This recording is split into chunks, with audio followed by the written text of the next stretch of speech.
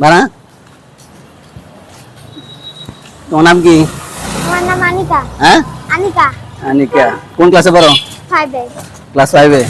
তোমাকে 5টা প্রশ্ন করবো আরবি। 5টা প্রশ্ন যদি পারো, ঠিক আছে, এই ছেড়ে দাও, এই ছেড়ে দাও। 5টা প্রশ্ন যদি পারো তাহলে বাংলা অনুবাদ সহ কোরআন শরীফ পাইবা। ঠিক আছে? ক্লাস 5 এ পড়ো? জি। তো পারবাই।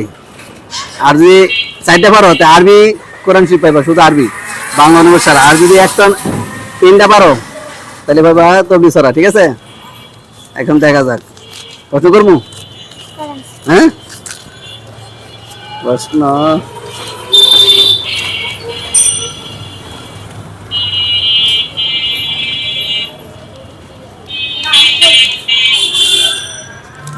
প্রথম প্রশ্ন হচ্ছে একটু সামনে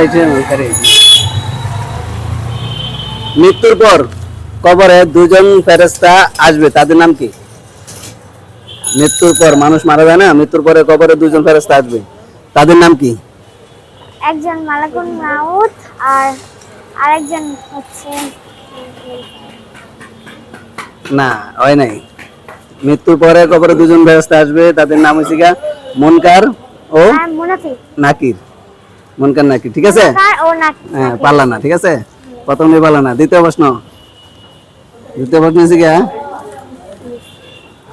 মৃত্যুর পর দুইজন ফেরেশতা কবরে এসে কয়টি প্রশ্ন করবে?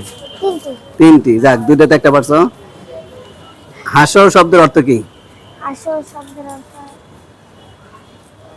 হাসর শব্দের অর্থ কি? হাসর শব্দের অর্থ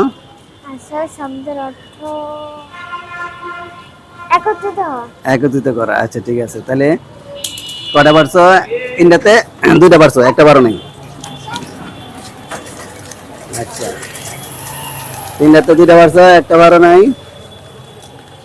জান্নাত শব্দের অর্থ কি? জান্নাত শব্দের অর্থ বাগান। বাগান। যাক, 4টাতে কটা পারছো? 3টা।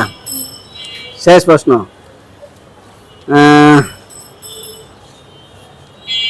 জান্নাত জাহান্নাম এই কথাটি শুনছো, ঠিক আছে? মনে করো এখন জান্নাত কতটি? জান্নাত 8টি।